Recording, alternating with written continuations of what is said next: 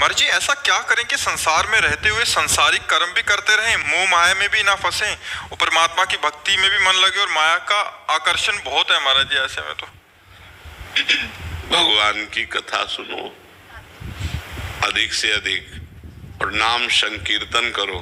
घर में बैठकर छोटा सा मजीरा ले लो और घंटा 2 घंटा नाम संकीर्तन करो। नाम संकीर्तन से सारे पाप नष्ट हो जाते हैं। नाम संकीर्तनम यस्य सर्व पाप प्रणाशनम। परम पवित्र भगवान का साक्षात्कार भी नाम संकीर्तन से। पर नाम संकीर्तन अधिक समय हो तब भाव। अब फिर 2, 4, 5 मिनट भी करे तो कल्याणदायक तो है ही, लेकिन बहुत दिनों के भूखे को 1-2 कवल खवाओ तो क्या समझ में आएगा।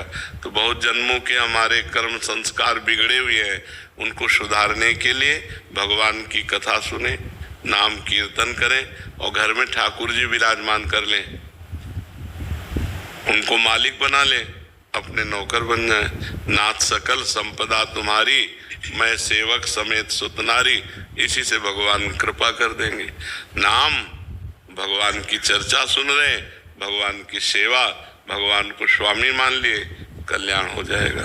ये बात अंदर आ जाए, नाथ सकल संपदा तुम्हारी, मैं सेवक समेत सुतनारी, तो गृहस्थी में बहुत जल्दी मंगल हो जाए, अहम का परिवर्तन हो जाए। नहीं तो भगवान की ऐसी दुरंत माया है कि अब जाने का समय आने वाला है, फिर भी पूरा जीवन उसी में निकल गया और कुछ अनुभव नहीं है, कुछ हाथ नहीं लगा। तो गृहस्थी में बहुत जल्दी मंगल हो जाए, अहम का परिवर्तन हो जाए।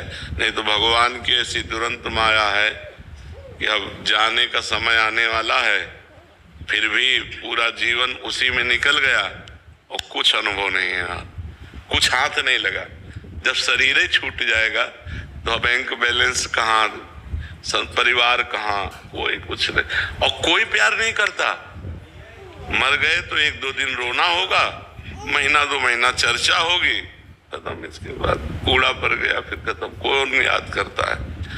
और ये बात जीते जी हम अगर समझ जाए कि हमारा कोई नहीं है, यहाँ से कुछ नहीं ले जाना है, जो ले जाना है वो है भगवान का नाम, भगवान का स्मरण, परोपकार, अच्छे कर्म, तो वो करे मनुष्य।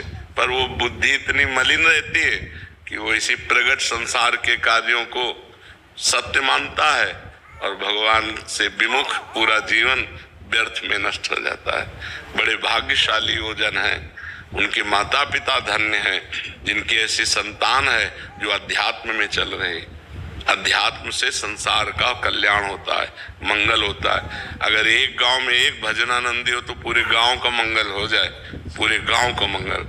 अगर एक हमारा देश भारत देश इसीलिए महान है, इसमें एक से एक यति सती महापुरुष एक से एक हुए हैं, भगवान का अवतार हुआ है, यहाँ की पावन नदियां हैं और भगवान से विमुख पूरा जीवन व्यर्थ में नष्ट हो जाता है। बड़े भाग्यशाली वो जन हैं, उनके माता पिता धन्य हैं जिनकी ऐसी संतान है जो अध्यात्म में चल रहे हैं।